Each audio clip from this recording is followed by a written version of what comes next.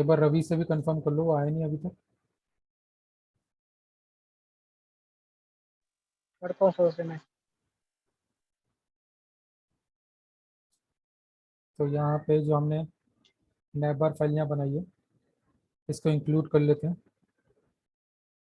And ink के अंदर नैबर। अब यहाँ पे एक छोटी सी प्रॉब्लम है जो काफ़ी ज़्यादा आ रही है।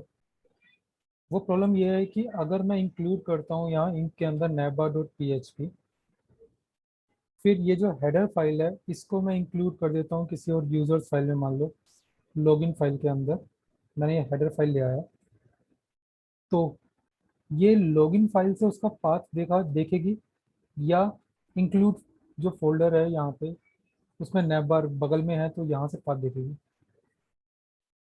समझ रहे हो, ये फाइल कई जगह पे इंक्लूड हो रही है हेडर फाइल हमारी। अब ये हेडर फाइल कहाँ से उसका पाथ देखेगी, तो ये जानने के लिए हमारे पास एक तरीका होता है, मैं यहाँ पे करके दिखाता हूँ।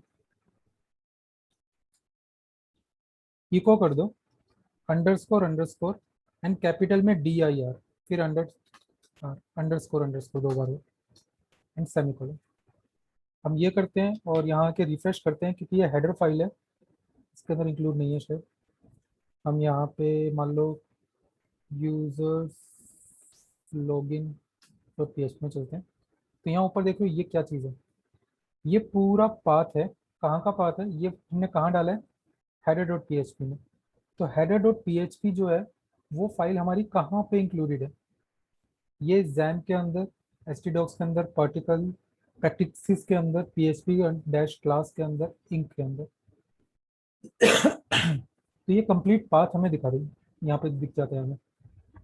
सिर्फ अंडरस्कोर अंडरस्कोर DIR 2 बार अंडरस्कोर है, एंड फिर खत्म होने के बाद फिर से 2 बार अंडरस्कोर। यहाँ पे अगर हम अंडरस्कोर अंडरस्कोर फाइल करेंगे एंड रिफ्रेश करेंगे, तो यहाँ पे पाथ के साथ साथ फाइल का नाम भी आ जाएगा header.php, क्योंकि ये जहाँ हमने डाला है इस फाइल का नाम header.php है, इसका पूरे पाथ के साथ आ जाता है।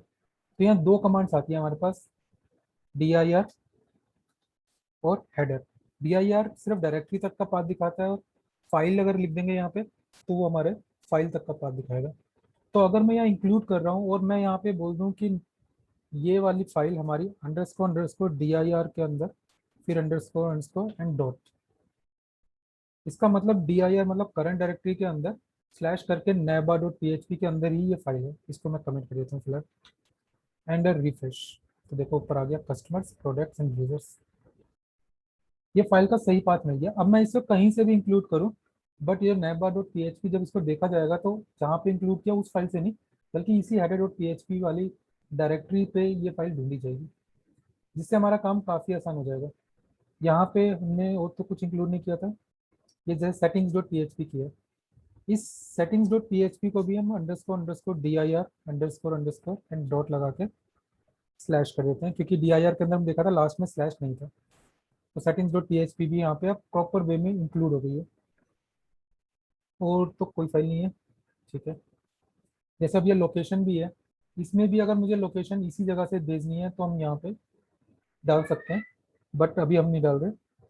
अब यूजर्स के अंदर चलते हैं, रजिस्टर के अंदर यहाँ पे डॉट डॉट करके इंक्लूड में गए, देन header.php में गए। अब ये जो header.php है, ये वाली फाइल हमारी इंक्लूड होने के बाद हमारा मेन PHP क्लास अगर इंक्लूड हो जाए यहाँ पे तो बेटर रहेगा। मतलब header.php के अंदर अगर मैं यहाँ पे एक वेरिएबल तैयार कर लूँ सेटिंग्स के अंदर, सेटिंग्स यहाँ हमने इंक्लूड किए कहीं पे, एकदम किए। तो सेटिंग्स के अंदर एक हम डिफाइन कर देते हैं स्मॉल लेटर में, और यहाँ करते हैं APP underscore path app path comma, and यहाँ पे हम इसकी जगह कर देते हैं underscore underscore underscore underscore DIR। Save करते हैं, और अब मैं अगर यहाँ पे इको कर रहा हूँ ये app underscore path save and refresh, तो देखो यहाँ पे PHP क्लास के अंदर इंक के अंदर आ गया। मान लो मैं इंक से बाहर जाना चाहता हूँ, तो सेटिंग्स में यहाँ पे डॉट कर देते हैं, एंड यहाँ पे डॉट डॉट स्लैश कर देते हैं, सेव। सर इसके बाद भी यहाँ पे हमें स्लैश करनी पड़ेगी एंड रिफ्रेश। तो इंक के अंदर से एक स्टेप बाहर निकलने की बात होगी यहाँ पे, ठीक है। तो अब जब भी यहाँ पे आएगा ऐप पाथ के अंदर, तो ये यहाँ से इंक से हमारा मतलब सेटिंग से हमारा ऐप पाथ हमें मिलेगा, वो हमारी इंक फोल्डर के अंदर dir से यहाँ से उठाया जाएगा। उसके बाद एक स्टेप पीछे चला जाए, हम ये बोल रहे हैं, लास्ट में एक स्लैश लगा होगा। तो ऐप पाथ के अंदर यही आया कि हमारा ये पूरा पाथ आया, इंक के बाद एक स्लैश लगा, फिर डॉट डॉट करके स्लैश लगा। डॉट डॉट होता है पिछली डायरेक्टरी में जाने के लिए। यहाँ पे आप देखोगे स्लैश जो है ये हमारा बैकवर्ड स्लैश है, क्योंकि आगे वाला हमारा फॉरवर्ड स्लैश है। तो इससे कोई खास फर्क नहीं पड़ेगा, हमारा पाथ यहीं से एज इट इज ही यूज होगा। जैसे एग्जांपल के लिए, अगर मैं यहाँ पे जो ये हमने किया ऐप पाथ, अगर मैं डायरेक्टरी की जगह यहाँ पे ऐप पाथ ही कर दूँ अंडरस्कोर पाथ, तो ये मेन डायरेक्टरी में आ गया। वहां से हमें इंक डायरेक्टरी के अंदर जाकर के नैप बार मिलेगा। तो क्या पाथ सही आ रहा है? एकदम सही आ रहा है। अगर मैं इंक डायरेक्टरी हटा दूं यहाँ से, नैप बार डायरेक्टली करूंगा, तो ऊपर वाला पाथ इसको नहीं मिला, तो ये नहीं दिखा रहा।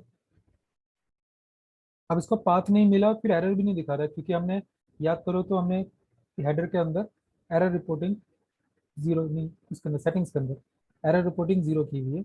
इसका मतलब एरर शो ना करे। तो यहाँ पे ऐप पाथ अगर हमने सेट कर दिया है, तो इसका मतलब है ये पीएचपी क्लास का पाथ है। उसके बाद ही हम सारी चीजें कर, मतलब यहाँ से उठाएंगे। तो अब मुझे सिर्फ एक हेडर डॉट पीएचपी डालना है, उसके बाद मुझे कहीं पे भी पाथ की जरूरत पड़ेगी तो हम ऐप पाथ का यूज यहाँ पे करेंगे। जैसे लॉगिन पेज पे चलते हैं वापस, यहाँ पे हम कहीं पे कोई पाथ का यूज कर रहे हैं नहीं, सिर्फ ये हेडर को हमने डाला है यहाँ से करेक्ट पाथ से। एंड देन यहाँ आने के बाद कोई अगर लिंक डाल रहे हो या कुछ भी डाल रहे हो, हम हर जगह इसका यूज कर सकते हैं। जैसे रजिस्टर डॉट पी है, इसको मैं यहाँ पे ये कर सकता हूँ, इको ऐप अंडरस्कोर पाथ। जब ये ऐप पाथ यहाँ आ गया, तो लास्ट में स्लैश तक आ गया। फिर हम यहाँ यूजर्स के अंदर रजिस्टर डॉट पी रिफ्रेश, तो रजिस्टर वाला पेज काम कर रहा है अभी हमारा। दबा के देखते हैं, हम नहीं कर रहा। क्लास के अंदर दो बार स्लैश मिल गया, कि यहाँ पे मुझे स्लैश नहीं देना था। सी ड्राइव जैम नीचे अगर कोने में देखोगे आप, तो आपको PHP class users register dot PHP इसका पाथ नजर आएगा। ब्लॉग की नजर आएगा,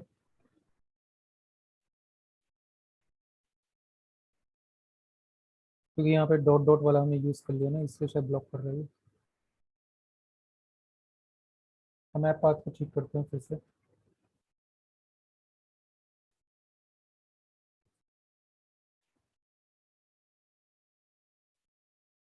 ओके, तो अगर ये इसी डायरेक्टरी से उठा रहा है, या हम एक काम करें, यहाँ एक नई फाइल बना दे, app path dot P H P. And यहाँ पे हम डिफाइन कर दें app underscore path comma dir से। एंड इसके अंदर हम यहाँ पे रिक्वायर वंस, एंड देन यहाँ पे dot dot slash app underscore path dot P H P. अब अगर हम उठाएं तो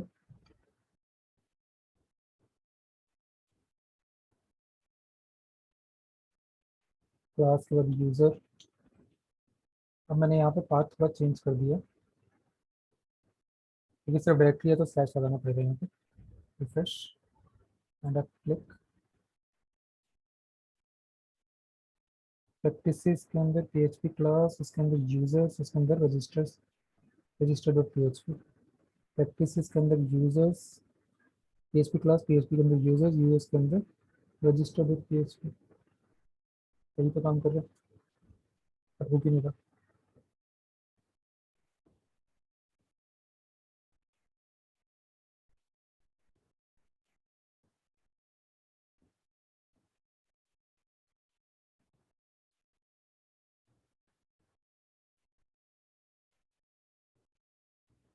ये वाला है,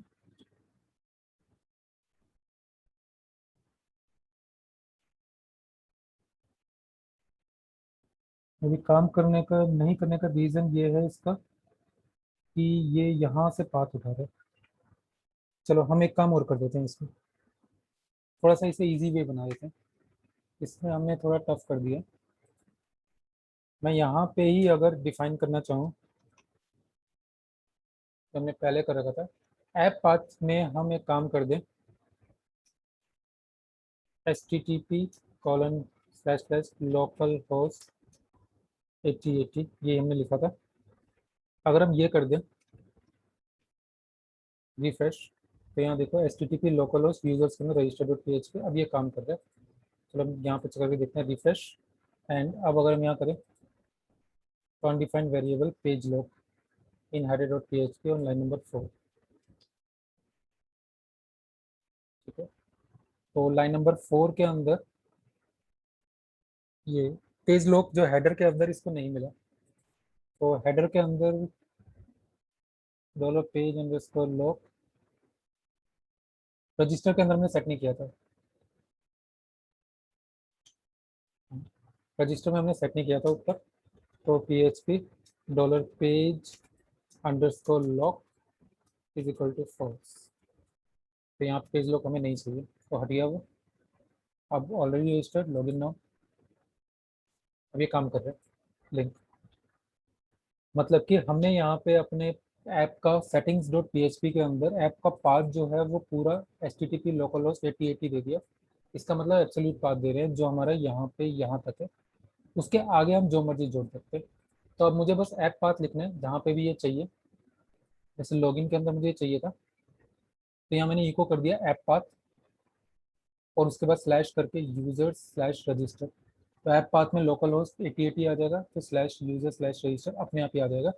अब ये ज़्यादा सिक्योर है, इसका मतलब अब मैं इसका यूज़ कई जगह पे कर सकता हूँ, तो मेरे को कभी भी पाथ क्रॉस रेफरेंस होने का कोई डर नहीं रहेगा। सेम यही पाथ हम कहीं पे और जहाँ पे यूज़ करना है वहाँ पे भी कर सकते हैं। कॉपी कर लेते हैं इसमें। मान लो यही हम करते हैं रजिस्टर के अंदर। रजिस्टर के अंदर भी हमने नीचे दे रखा था रजिस्टर नाउ वाले में जो पाथ दे रखा है लॉगिन डॉट पी, इसकी जगह यहाँ पे हम पेस्ट कर देते हैं इसे और स्लैश करके user slash login dot P. इससे ये पाथ कंफर्म रहेगा। रिफ्रेश करते हैं यहाँ से न्यू यूज़र और यहाँ से वापस लॉगिन फॉर्म में हम आ गए। ऊपर का जो पाथ नहीं आ रहा उसका क्या रीज़न है, यहाँ पे इंक्लूड हेडर डॉट पी, तो इंक के अंदर हेडर डॉट पी के अंदर हमने यहाँ पे ऐप पाथ के अंदर ऐप पाथ हमारा वो हो गया, इंक्लूड किया navbar डॉट पी। ये क्यों नहीं आ रहा, इंक्लूड किया लोकल होस्ट आया, उसके अंदर फिर इंक का फोल्डर आया। ठीक है, देन फिर navbar डॉट पी आया, सही तो है। हम एरर रिपोर्टिंग को हटा के देखते हैं कि क्या एरर आ रहा है, इसे कमेंट कर देते हैं एंड रिफ्रेश। तो ये बोल रहा है कि HTTP wrapper is disabled in server configuration by allow URL import 0 header dot P में लाइन नंबर 40 पे, हेडर डॉट पी में लाइन नंबर 40 के अंदर इंक्लूड की जगह इस रिक्वायर वंस कर दें और नीचे वाले में ऐप पाथ हटा दें। Title requirements failed opening required file.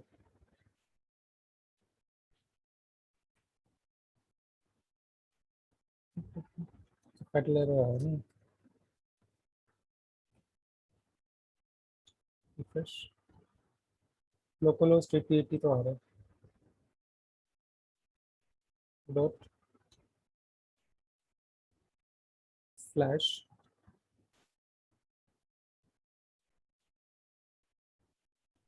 Slash navbar dot P से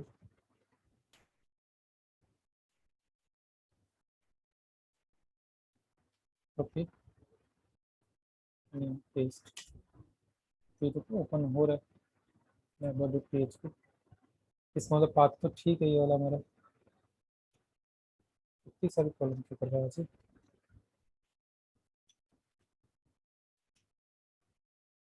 गूगल से पेस्ट कर लेते हैं, सेव, रिफ्रेश।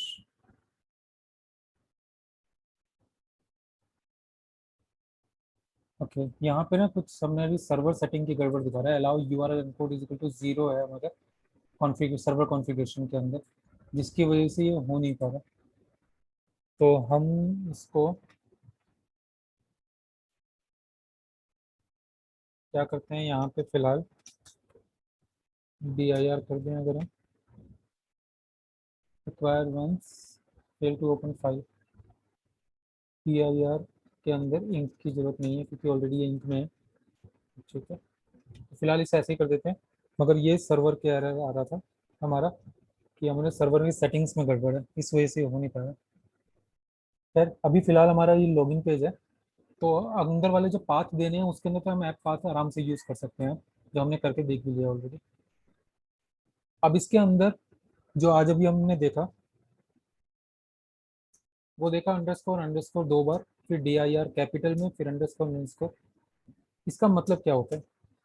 तो हम कह सकते हैं कि इट रिटर्न या print the directory path of current file.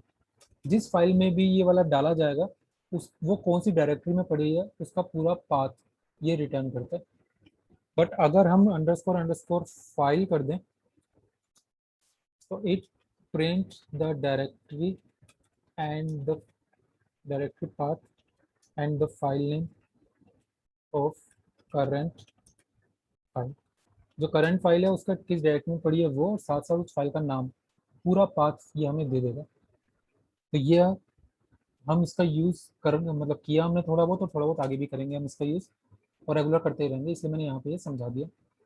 कल हमने सेशन का यूज़ किया था, उसके बारे में थोड़ा सा मैं बता दूं फिर से, क्योंकि मेरे ख्याल से कल आप लोगों को थोड़ी सी कन्फ्यूजन रही थी सेशन के अंदर। सेशन जो होता है,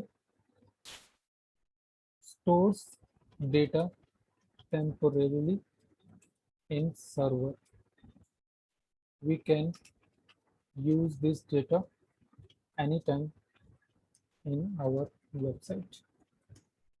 मतलब कुछ ऐसा डेटा आप टेम्परेरी सेशन में रखना चाहो जो आप अपनी वेबसाइट में कभी भी जिसका यूज कर सकते हो, उसे सेशन के अंदर डाल दो। अब जो वो डेटा है आप पूरी वेबसाइट में जहाँ चाहो वहां पर उसका यूज कर सकते हो। अब यहाँ ध्यान क्या देना है, when we close the browser, session destroy automatically. जैसे ही आप अपने ब्राउजर को, जैसे गूगल क्रोम में वेबसाइट चला रहे हो, आपने सेशन बना लिया, डेटा उसमें आ गया, जैसे ही आप उसे बंद करोगे तो सेशन का डेटा जो है वो पूरा सेशन ही डिस्ट्रॉय हो जाएगा, वहां पे वो खाली हो जाएगी मेमोरी। तो एक बार अगर आपने एक लॉगिन कर लिया, आप जितना मर्जी यूज करो, जैसे ही आप ब्राउजर बंद करोगे तो वो सारे के सारे सेशन खत्म हो जाएगा। ऐसी ही बात के लिए नॉर्मली वेबसाइट्स होती हैं, वो क्या करती हैं, रिमेंबर मी का ऑप्शन देती है। रिमेंबर मी अगर आप करते हो तो सेशन की जगह कुकीज़ में चला जाता है। कुकीज़ का यूज़ हम आगे करेंगे, बट अगर वो कुकी में डला हुआ है डेटा, तो वो हम वहाँ पे टाइम सेट करते हैं कि वो डेटा 1 महीने तक उस कुकी में पड़ा रहे या 1 मिनट तक उस कुकी में पड़ा रहे। वो हमारी मर्जी है, या 1 साल तक या 100 साल तक उस कुकी में पड़ा रहे, ये हम सेट कर सकते हैं। या जब तक लॉग आउट नहीं कर रहा तब तक उस कुकी में पड़ा ही रहे वो डेटा। तो कुकी और सेशन ये दो जगह हैं जहाँ टेम्परेरी डेटा को स्टोर कर सकते हैं। बट कुकी एक बार अगर हम ब्राउजर बंद कर देंगे, नेक्स्ट टाइम ओपन करेंगे तब भी रहेगा। क्यों? क्योंकि सेशन जो होता है ये सर्वर पे होता है। इसका मतलब जो हम जहाँ वेबसाइट अपलोड कर रहे हैं ऑनलाइन, वहाँ पे जो सर्वर पड़ा होगा, जैसे हम GoDaddy का सर्वर लेते हैं, तो ये उस सर्वर के अंदर ही सेशन बनता है। तो जैसे हम ये ब्राउज अपने ब्राउजर को क्लोज करते हैं तो कनेक्शन बंद हो जाता है, जिससे वो सर्वर से वो डिलीट हो जाती है वो इन्फॉर्मेशन। जबकि कुकी जो होता है वो क्लाइंट साइड पे बनता है। इसका मतलब जो बंदा अपने कंप्यूटर से हमारी वेबसाइट ओपन करके अपना कुकी बना रहा है, वो उसके कंप्यूटर के अंदर ही सेव हो जाएगा। ऐसे में वो अपने कंप्यूटर में कुकी को क्लीन कर लेगा, तो उसमें से वो डेटा हट जाएगा, डिलीट हो जाएगा। तो कुकी कंप्यूटर पे ही बन जाता है, जो ओपन कर रहा है यूजर उसके कंप्यूटर पे, जबकि सेशन हमारा सर्वर पे बनता है। अभी हम सेशन पे काम कर रहे हैं। जब हम रिमेंबर मी वाला ऑप्शन देते हैं नॉर्मली लॉगिन करते टाइम, तो हम कुकीज़ के थ्रू वहाँ पे डाल देते हैं। या फिर अगर मुझे ये जानना हो कि ये वेबसाइट जो हमारी खोल रहा है उसकी कोई इन्फॉर्मेशन उसमें रखनी है जो बाद में भी हम यूज़ कर सकें, उसको भी हम कुकी में उठा के रख देते हैं। सेशन को जब भी आपने यूज़ करना है, सबसे पहले सेशन अंडरस्कोर स्टार्ट नाम का एक फंक्शन आपको कॉल करना पड़ेगा। एक बार ये स्टार्ट हो जाएगा, उसके बाद आप उस पेज पे सेशन के साथ कनेक्ट हो जाओगे। उसके बाद सेशन का कोई भी डेटा उठा सकते हो, डाल सकते हो। इसीलिए हमने क्या किया था, इसको हेडर के अंदर ही सेशन अंडरस्कोर स्टार्ट डाल दिया था, ताकि हेडर फाइल जहाँ जहाँ पे भी इंक्लूड हो, सेशन ऑटोमेटिकली स्टार्ट हो जाए, ताकि हम उस पूरे पेज के अंदर सेशन का डेटा उठा सकें या डिलीट कर सकें, जैसा चाहें वैसा कर सकें।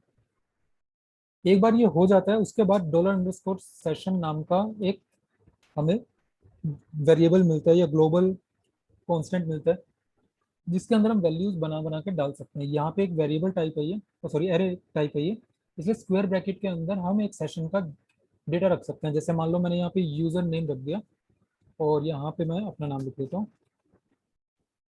अब अगर मान लो मुझे कोई और डेटा भी चाहिए, तो हमने यहाँ पे सेशन के अंदर यूजर या ईमेल कर देते हैं।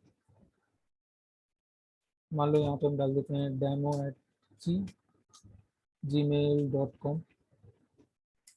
तो इस तरह करके मैंने सेशन में दो डेटा बना दिए, और ये दोनों डेटा एक वेरिएबल के तौर पे सेव हुआ है। इसका मतलब उसके अंदर एक सिंगल सिंगल वैल्यूज है उनके अंदर। बट हम सेशन बनाते टाइम ऐसा भी कर सकते हैं कि सेशन को एक हमने नाम दिया, जैसे यूजर्स, और उसके बाद फिर हमने यहाँ दे दिया user name is equal to, अब यहाँ पे हम करें एंड दूसरा वाला हम क्यों ना इसी को कॉपी कर लें, बस यहाँ पे यूजर्स।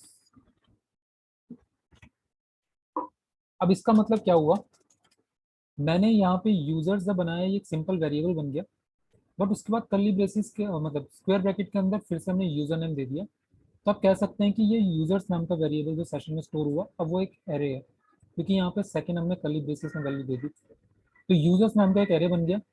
दूसरा, फिर उसी एरे के अंदर मैं ईमेल भी डाल दिया। तो अब अगर मुझे सिर्फ एक यूजर्स मिल जाए, तो इसका मतलब वो एक एरे है। तो अब मैं उसको एरे की तरह उसको चाहूँ तो स्क्रीन पे जहाँ चाहे प्रिंट कर सकता हूँ। एक बार सेशन के अंदर आपको डेटा डालना है, मान लो हम इसी को लेते हैं, ये हो गया सेशन के अंदर डेटा डालने के लिए। बट जब आपको निकालना है, तो आपको सिर्फ इतना लिखना है। इसका मतलब यूजर नेम के बाद इक्वल टू करके जब वैल्यू लिख रहे हो आप, तो सेशन के अंदर डेटा हम डाल रहे हैं। बट सिर्फ यूजर नेम के बाद सेमीकोलन लगा देते हो, इसका मतलब हम सेशन से डेटा मांग रहे हैं। वो सेशन से हमें डेटा मिल जाएगा, उसको आप इको करा के प्रिंट करा लो या जो भी कराना है वो करा लो, चाहे डेटाबेस में डाल लो या जो भी करना है। जब एक बार सेशन आपका बना हुआ है और आप ब्राउजर बंद करते हो, तो सेशन ऑटोमेटिकली डिस्ट्रॉय हो जाता है। बट अगर आप मैनुअली करना चाहो, खुद करना चाहो, तो आप सेशन अंडरस्कोर डिस्ट्रॉय फंक्शन को यूज करोगे। सेशन अंडरस्कोर डिस्ट्रॉय सेशन को पूरी तरह से खत्म कर देगा। बट सिक्योरिटी के लिए लोग क्या करते हैं, सेशन के अंदर जो डेटा पड़ा है, जैसे मान लो ये वाला डेटा पड़ा हुआ है, तो user name is equal to पहले ब्लैंक कर लेते हैं, ताकि वो कहीं पे भी थोड़ा सा भी रह ना जाए। तो क्या कहते हैं, वो पहले कहते हैं कि सेशन का जो डेटा है उसे ब्लैंक कर दो, एंड देन फिर सेशन डिस्ट्रॉय कर दो। क्योंकि सेशन डिस्ट्रॉय का मतलब है कि हमारा सेशन के साथ कनेक्शन खत्म हो गया, बट सेशन में वो डेटा पड़ा रहता है। दूसरा जब कनेक्ट करेगा, तो वो पुराने डेटा जो होगा तब वो डिलीट करेगा। और उससे पहले ही अगर वो डेटा डिलीट करना है, तो यहाँ पे सेशन के अंदर यूजर नेम जो है उसे ब्लैंक कर दो, ताकि वो डेटा वहाँ ना रहे। उसके बाद सेशन का कनेक्शन खत्म कर दो, सेशन डिस्ट्रॉय करके। तो अब हमारा ये पूरी तरह से सिक्योर हो जाएगा जब हम ऐसा करेंगे तो।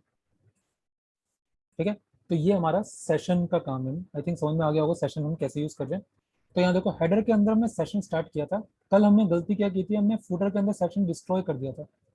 तो जब हमारा पूरा पेज बनता है, सबसे ऊपर हेडर आता है जहाँ सेशन स्टार्ट होता है, सबसे नीचे फुटर आता है जहाँ सेशन डिस्ट्रॉय हो जाता है, जिससे हमारा कनेक्शन ही खत्म हो जाता है, वो डेटा हमारा वहाँ से हट जाता है। तो नेक्स्ट टाइम जो लॉगिन की डिटेल हम देख रहे थे, तो वहाँ डेटा वो नजर ही नहीं आ रहा था, क्योंकि वो पेज ही बदल गया। फिर से हमारा नया सेशन बन रहा है वहाँ पे। तो इसका मतलब होगा कि हमें डिस्ट्रॉय सिर्फ लॉग आउट करने पे करना है, अदरवाइज नहीं करना। Then log out dot PHP में आप देखोगे तो मैंने सेशन डिस्ट्रॉय किया एंड उसका लोकेशन चेंज कर दिया, बस इसके अंदर मैंने इतना ही किया। बट हमने यहाँ पे एक काम और कर देना, डॉलर अंडरस्कोर सेशन जो मैंने आज बताया, कल मैंने बताया नहीं था, इसलिए मैंने ज़्यादा कॉम्प्लिकेटेड नहीं करने के लिए कल इसको छेड़ा नहीं था। बट यहाँ users is equal to blank कर दो। इसका मतलब है यूजर्स को पहले खाली किया, देन सेशन को डिस्ट्रॉय किया। अब हमारा सेशन पूरी तरह से लॉग आउट हो जाएगा एक बार लॉगिन हमने कर लिया है। तो उसके बाद जब लॉगिन कर रहे हैं, क्योंकि हेडर के अंदर ऑलरेडी सेशन स्टार्ट है, तो उसके बाद वाला जो हमें चाहिए यहाँ पे लॉगिन करने के लिए, तो हमने यहाँ पे सेशन का एक वेरिएबल में यूजर्स और आईडी, फुल नेम, स्टेटस जो भी है ये सब डाल दिया। मान लो मैं यहाँ पे एक वेरिएबल बनाता हूँ user underscore data is equal to square bracket, and इसके अंदर अब मैं यहाँ पे डाल दूँ ID, ID and dollar row ID comma. अब इसको हम बस यहाँ से चेंज करते हैं, full name, user name and status, इसको इक्वली कर लेते हैं। ठीक है, सेव। अब मैं क्या करता हूँ, ये यूजर्स के अंदर इतना सारा करने की जगह मैं इसको एक काम करता हूँ, कमेंट कर देता हूँ ताकि ये भी रहे, आप देख सको। एंड साथ ही साथ इसका पहला वाला इसे कॉपी कर लेते हैं, पेस्ट। यूजर्स के अंदर हम डॉलर यूजर अंडरस्कोर डेटा डाल देते हैं। हम ऐसा भी कर सकते हैं कि मतलब यहाँ पे आप एक एरे बना लो, देन डायरेक्टली एक बार लिख करके ये काम कर लो। अलग अलग करना है तो ऐसे भी कर सकते हैं, दोनों तरीकों से किए जाते हैं ये काम। तो हमने डेटा इकट्ठा करके उसको हमने यूजर के अंदर डाल दिया, यूजर के अंदर वो डेटा आ गया, तो अब ये अवेलेबल है। सेशन अगर कनेक्ट होगा तो अपने आप ही डेटा यहाँ पे आ जाएगा हमारे पास।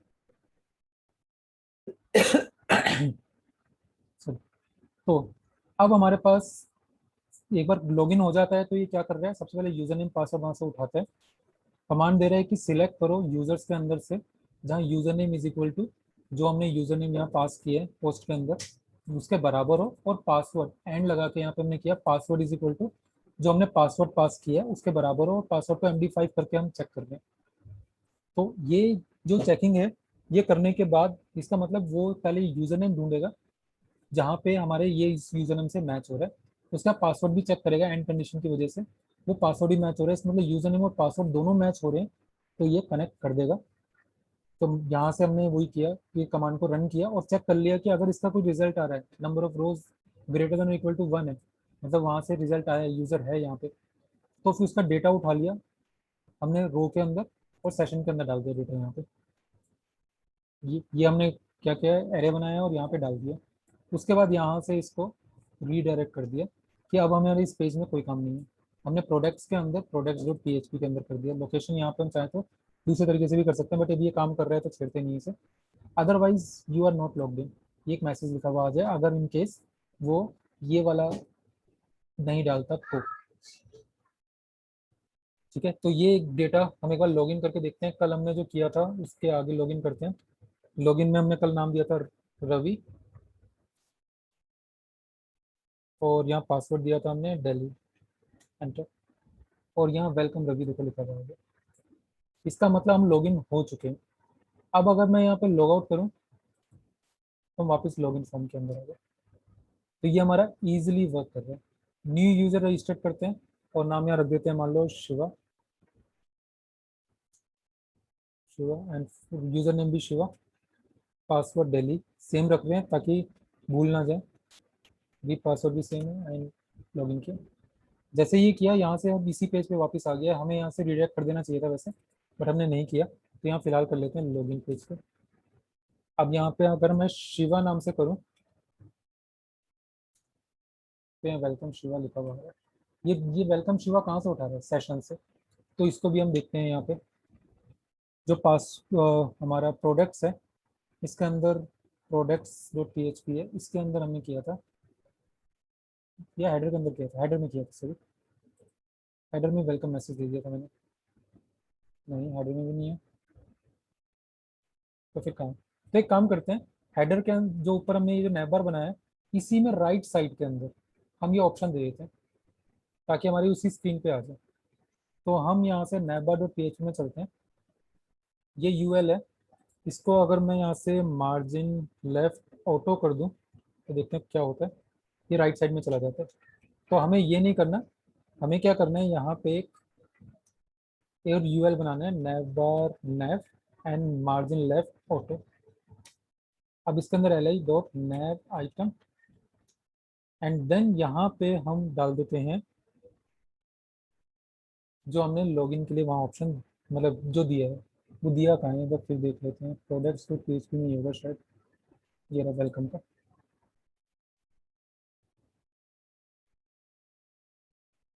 कॉपी कर लेते हैं इसे एंड यहाँ पे पेस्ट कर देते हैं। फिलहाल ऐसे रहने देते हैं एंड इसके अंदर आके रिफ्रेश करते हैं। तो welcome Shiva and log out का ऑप्शन ये यहाँ पे आ रहा है मेरे सामने। लॉग आउट करेंगे तो लॉग आउट करने के लिए अनडिफाइंड वेरिएबल यूजर इन navbar.php लाइन नंबर 18, क्योंकि लॉग आउट हो गया तो अब ये बोल रहा है कि यूजर तो इसको मिल ही नहीं रहा सेशन के अंदर। तो इसका मतलब हमें यहाँ चेक करना पड़ेगा कि क्या सेशन में यूजर नाम का डेटा है। अगर है तो ही यहाँ पे दिखाए, नहीं तो ना दिखाए। तो इसके लिए हम क्या कर सकते हैं, यहाँ पे हम पहले वापस शिवा को लॉगिन कराते हैं। अब लॉगिन है, तो लॉगिन है तो शिवा का डेटा इसको यहाँ मिल रहा है। तो हम क्या करते हैं, यहाँ पे एक काम और करते हैं। PHP के अंदर इस सेट अंडर यहाँ पे $यूजर, क्या यूजर सेट है रिफ्रेश, तो यहाँ पे नहीं है।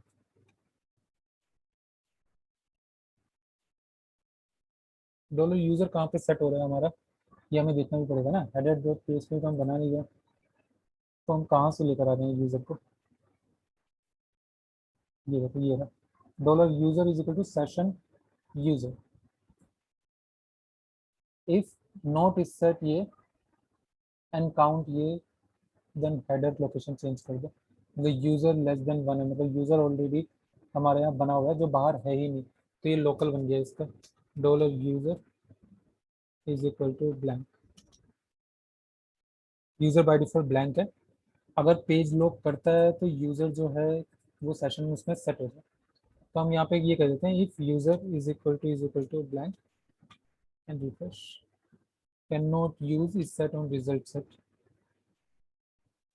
यहाँ पे यूजर हमारा रिजल्ट सेट भी यूज हो रहा है और ऐसे भी हो रहा है, तो इसका नाम चेंज करते हैं यहाँ पे।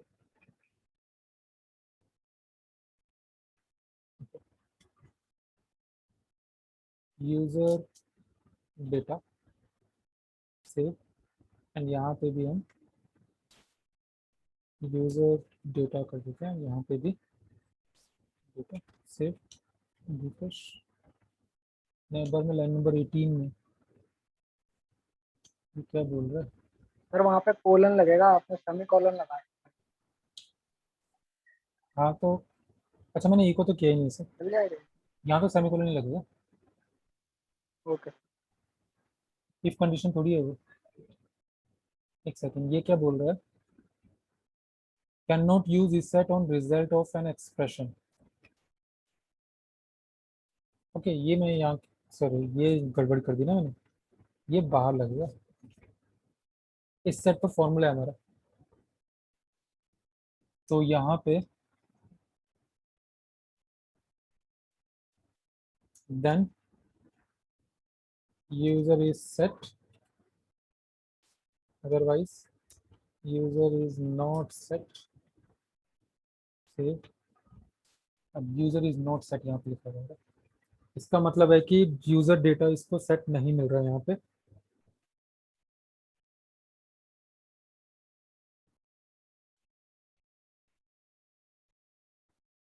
यूजर अंडरस्कोर डेटा सेट यहाँ पे हमारे पास है, और ये ब्लैंक है, ब्लैंक ही रह गया वहाँ पे। हाँ तो ठीक तो है ना, अगर वो ब्लैंक होगा तो इसका मतलब user is not set. Blank होगा तो ये पेज लॉक होने के बाद यहाँ पे जो यूजर का डेटा डाल रहे हैं ना, इसके अंदर कर देते हैं इस सेट। अगर ये सेट है तो ही ये डाले, नहीं तो ब्लैंक डाले, क्योंकि ये यूजर डेटा क्या गड़बड़ी कर रहा है कि सेशन में डेटा हो या ना हो ये उठाएगा। जब ये उठाएगा तो फिर यहाँ ऐसा एरर नजर आएगा अनडिफाइंड वेरिएबल का। कहाँ गड़बड़ होगी, products dot PHP line number 10। चलो नीचे से ठीक करते हैं सारी कॉलम्स। लाइन नंबर 10 के अंदर यूजर नाम कर रखा है हमने, यूजर डेटा हो गया इसका नाम। ठीक है, ठीक है। अब अगर लॉग आउट करें तो यहाँ illegal string full name in navbar.php में लाइन नंबर 19, navbar.php में लाइन नंबर 19 ये वाली है। इसमें बोल रहा है कि ये यूजर डेटा नहीं मिला, तो यहाँ पे हम ये अब जो ये कर रहे थे इसको वापस करते हैं। php if is set $user_data, या फिर हम सीधा बोलते हैं user_data is equal to blank. अगर ये ब्लैंक है इसका मतलब यूजर सेट नहीं है। एल्स एंड इफ, तो ये यूजर सेट नहीं है तो यहाँ पे आ जाए लॉगिन और रजिस्टर, अदरवाइज वेलकम। सिर्फ इतना लिखते हैं और ये नीचे वाला जो है इसे कमेंट कर देते हैं।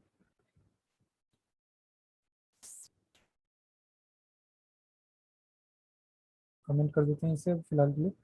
रिफ्रेश पार्सल लाइन नंबर 20 में यहाँ पे एल्स के बाद कोलन आता है और सेमीकोलन। रिफ्रेश लॉगिन और रजिस्टर, इसका मतलब लॉगिन करने को बोल रहा है या रजिस्टर करो। तो अब यहाँ पे शिवा डाल दें और यहाँ पे पासवर्ड डेली, तो वेलकम ये लिखा हुआ है। इसका मतलब है कि ये लॉगिन और रजिस्टर और वेलकम ये इन दोनों में से कोई एक चीज़ लिखी हुई आएगी, तो इसको भी हम हटा देते हैं। ये सिर्फ चेक करने के लिए था कि हमारा सही काम कर रहा है कि नहीं कर रहा। तो अगर वो रजिस्टर्ड है तो ये लिखा हुआ है, कट करते हैं इसे, यहाँ पे पेस्ट करते हैं। अदरवाइज लॉगिन और रजिस्टर लिखा हुआ है, तो वेलकम शिवा यहाँ लिखा आ गया, अदरवाइज लॉग आउट। अब प्रोडक्ट्स डॉट पी में से ये हटा ही देते हैं, हमें ये नहीं चाहिए क्योंकि ये हमने ऊपर दे दिया। लॉग आउट करेंगे तो यहाँ लॉगिन और रजिस्टर ये लिखा हुआ है, तो लॉगिन और रजिस्टर लिखा हुआ ना है, हम चाहते हैं प्रॉपर लिखा हुआ है। तो इसमें अभी एक चीज़ हो रही है जो एल आई है, हम इसको यहाँ पे कर देते हैं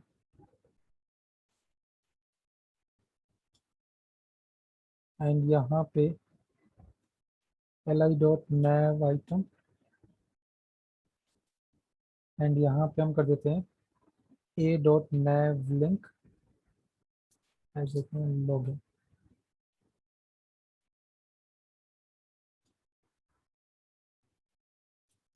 रजिस्टर। लॉगिन करो या रजिस्टर करो। लॉगिन करने के लिए